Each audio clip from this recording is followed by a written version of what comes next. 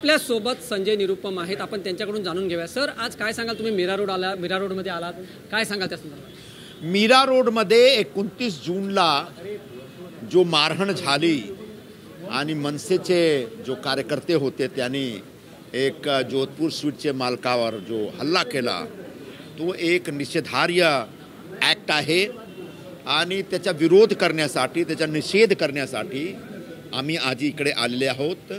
आम्ही जोधपूर स्वीटमध्ये पण गेलो आणि त्यांचे जो मालिक होते त्यांच्याशी मिळण्याचा प्रयत्न केला, पण ते नाही होते तिकडे. त्यांचा जो लहान भाऊ होता तो भेटले आणि त्यांनी मला फोनवरून त्यांच्याशी बोलणी करून घेतली आणि मी त्यांना सांगितलं की आम्ही तुमच्याबरोबर उभे आहोत, संपूर्ण महाराष्ट्र सरकार तुमच्याबरोबर आहे, आमचा पक्ष, शिवसेना, भाजप सगळे तुमच्याबरोबर आहेत, तुम्ही काळजी करू नका आणि काही भीतीमध्ये राहायची काही गरज नाही आहे.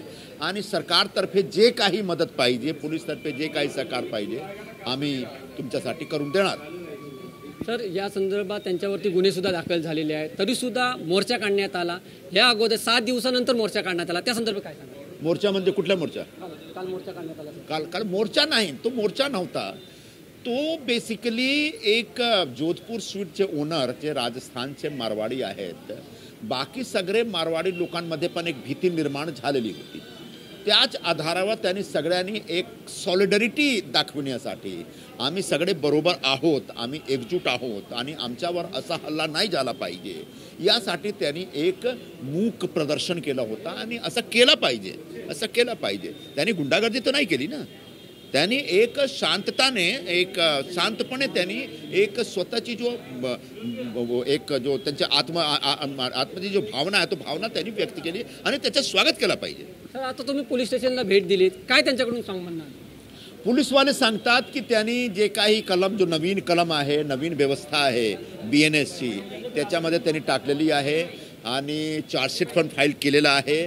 आता चार्जशीटवर काय करायचं ते कोर्टमधून निर्णय होईल. पण त्यांनी असं सांगितलं की ज्या गुन्ह्यामध्ये 7 वर्षाच्या कमीच्या शिक्षाचा प्रावधान आहे, तरतूद आहे, त्या गुन्ह्यामध्ये ते कोणालाही अरेस्ट करू शकत नाही. हां, बॉन्ड त्यांनी लेखी बॉन्ड घेतलेला आहे की आता पुढच्या 1 वर्षापर्यंत कुठल्याही क्राईममध्ये कोणालाही धमकी देऊ शकत नाही. म्हणजे जो आमच्या मनात एक भावना होती की सगळ्यांची अटक झाली पाहिजे, पण तर BNSची जो नवीन व्यवस्था आहे त्या नवीन व्यवस्थाप्रमाणे तो अटकची काही प्रावधान तिकडे नाही आहे. सर, एक प्रश्न असा आहे, आज एकनाथ शिंदे हे पुण्याला गेलेत. सर्वसामान्य नेते जे आहेत भाषण संपल्यानंतर जय हिंद जय महाराष्ट्र बोलतात, परंतु आज एकनाथ शिंदे पुण्याला जाऊन जय हिंद जय महाराष्ट्र जय गुजरात असं म्हणाल, त्या संदर्भात काय सांगा? मला माहीत नाही, म्हणजे बघितलं नाही, पण का गुजरात आमच्या देशाचा एक महत्त्वपूर्ण राज्य आहे आणि काही प्रॉब्लेम नाही. हे होते संजय निरुपम. त्यांनी सांगितलं की जय हिंद जय महाराष्ट्र जय गुजरात ही आपलंच राज्य आहे असं ते म्हणाले. व्हिडिओ जर्नलिस्ट अजयसह मी वैभव गाग, TV9 मराठी, मीरा भाईंदर.